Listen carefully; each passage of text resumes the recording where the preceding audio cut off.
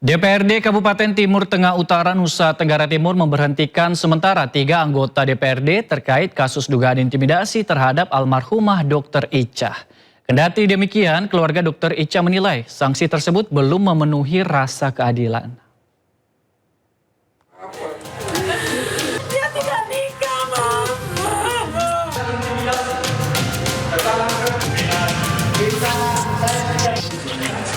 Kasus dugaan intimidasi terhadap almarhumah Dr. Ica memasuki babak baru.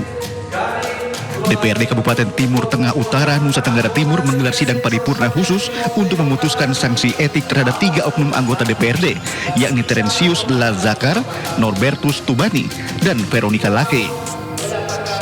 Hasil sidang etik memutuskan 3 anggota DPRD diberi sanksi berupa pemberhentian sementara dari keanggotaan DPRD. 2. Menyatakan pemberhentian sementara dari anggota DPRD Kabupaten Timur Tengah Utara dengan hitung-hitung seperti yang sudah dibacakan. Kuasa hukum keluarga almarhumah Dr. Ica yang ikut menghadiri sidang mengungkapkan keputusan DPRD Kabupaten Timur Tengah Utara belum memberikan rasa keadilan bagi pihak keluarga. Menurutnya, DPRD Timur Tengah Utara hanya menampilkan drama dalam penyelesaian kasus yang menyita perhatian publik tersebut. Artinya, ketika mereka melanggar sumpah dan janji, mereka sudah tidak pantas lagi untuk menduduki jabatan mereka saat ini.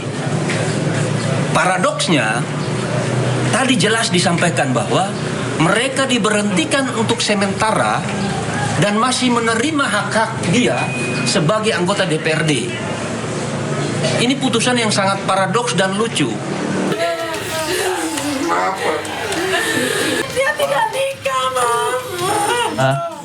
Sebelumnya almarhumah Dr. Ica diduga mengalami intimidasi oleh 3 oknum anggota DPRD saat menangani seorang pasien rujukan karena gigitan ular. Dugaan intimidasi disebut memicu depresi yang berujung pada keputusan korban mengakhiri hidupnya. Kasus ini masih menjadi perhatian publik dan memunculkan tuntutan agar penegakan etik dan hukum dilakukan secara adil dan transparan. Dari Timur Tengah Utara NTT, Sefnat Besi iNews melaporkan. Pemirsa, mantan Wakapolri Komjen Polisi Purnawirawan Ugro Seno memenuhi panggilan Korps Pemberantas Tindak Pidana Korupsi atau Kortas Polri. Ugro diperiksa terkait dugaan pengadaan dan hibah lahan sekolah polisi wanita periode 2010-2014. Setibanya di Bareskrim, Ugro Seno disambut tim penyidik dan langsung memasuki ruangan. Ugro Seno sebelumnya menyatakan siap memenuhi undangan klarifikasi oleh Kabareskrim Polri terkait dugaan pengadaan dan hibah lahan sekolah polisi wanita periode 2010-2014 di Ciputat, Jakarta Selatan. Berdasarkan surat yang diterima Ugro Seno, penyelidikan perkara ini baru resmi dimulai pada 2 Juli 2026, meski kasus yang dipermasalahkan terjadi belasan tahun silam. Saat itu Ugro Seno menjabat sebagai Kolemodikpol Polri.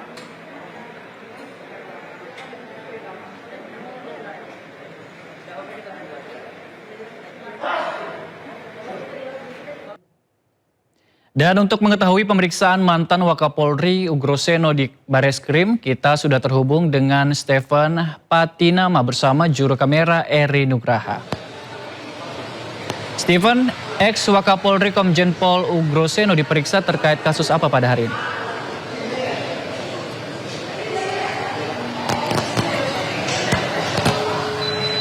Baik, selamat siang Ardi dan juga pemirsa. Untuk terkait persoalan yang memanggil mantan Wakapolri yaitu Komjen Polisi Ugro Seno hari ini, yaitu terkait adanya dugaan tindak pidana korupsi begitu berdasarkan laporan dari masyarakat pada perkara hibah lahan sekolah polisi wanita yang ada di Ciputat, Jakarta Selatan dan juga di Lembang.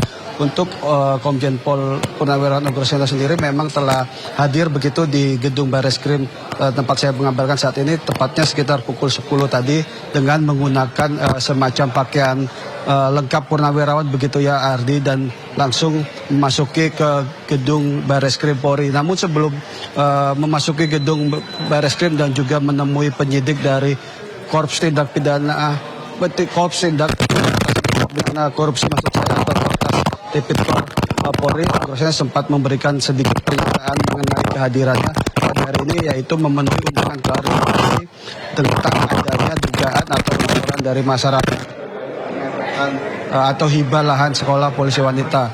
Namun dirinya merasa heran karena apa yang ingin diklarifikasi ini adalah kejadian ataupun semacam kebijakan yang telah terjadi sekitar 15 tahun yang lalu atau di 2011, dan dirinya merasa ada sedikit kejanggalan dan dirinya di sini merasa adanya tindak kriminalisasi. Namun hal itu sempat dibantah oleh Kepala Korps Tipikor Polri yaitu Irjen Polisi Toto bahwa pemanggilan ini murni hanya untuk klarifikasi berdasarkan laporan masyarakat yang diterima oleh Korps Tipikor Mabes Polri dan sudah dilakukan sesuai aturan dan undang-undang yang berlaku. Untuk sampai saat ini memang sudah sekitar 1 jam begitu Komjen Pol Purnawirawan Agroseno tengah berada di dalam ruang Korps Tindak Pidana Korupsi untuk memenuhi atau memberikan klarifikasi. Dan namun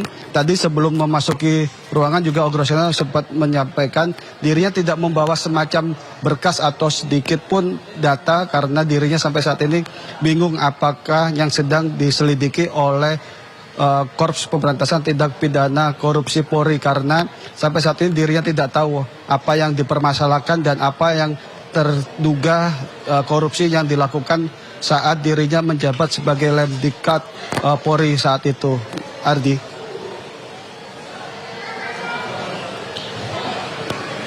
Baik, terima kasih rekan Steven Patinama dan juru kamera Eri Nugraha melaporkan langsung dari Bareskrim Polri. Selamat bertugas kembali teman-teman.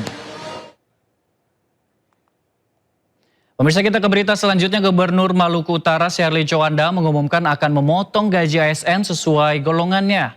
Langkah ini terpaksa diambil karena anggaran pemerintah daerah defisit.